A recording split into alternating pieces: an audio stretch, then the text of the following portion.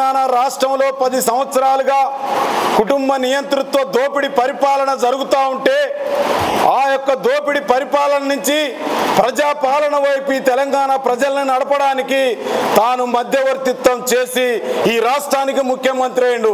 30 సంవత్సరాలుగా మాదిగ జాతిని అడ్డం పెట్టుకొని మాదిగల జాతి ద్రోహిగా ఉన్న నువ్వు ఈ రోజు గ్రామాలలో మాదిగలు నిన్ను ఉరికించి కొట్టే స్థాయికి దిగజారినావంటే నువ్వు ద్రోహం చేసి మాదిగల ద్రోహిగా మిగిలిపోయినావు.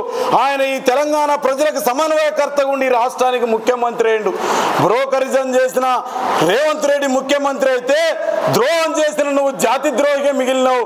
జాతి ద్రోహి ప్రమాదమా, బ్రోకరిజం చేసి సమన్వయకర్తగా ఉన్న ముఖ్యమంత్రి ప్రమాదమా? ఈ ప్రజలకి మాదిగ జాతికి ఆత్మ పరిశీలన చేసుకోమని కృష్ణ మాదిగకి మేము గుర్తు చేస్తూ ఈ యొక్క సమావేశంలో మేము తీసుకున్న ప్రతి నిర్ణయాన్ని మీరు నా మాదిగ సమాజం మొత్తం స్వీకరిస్తారని, మాదిగ సమాజంలో ఉన్న మేధావులు, ఉద్యోగస్తులు, ప్రతి ఒక్క విద్యార్థి కూడా కాంగ్రెస్ పార్టీకి అండగా నిలబడి మన యొక్క సమస్యలను పరిష్కరించుకునే కాడ మీరంతా మహాకూటమికి అండగా ఉంటారని తెలియజేస్తూ సెలవు తీసుకున్నాను. జై మాదిగ, జై తెలంగాణ, జై భీమ్.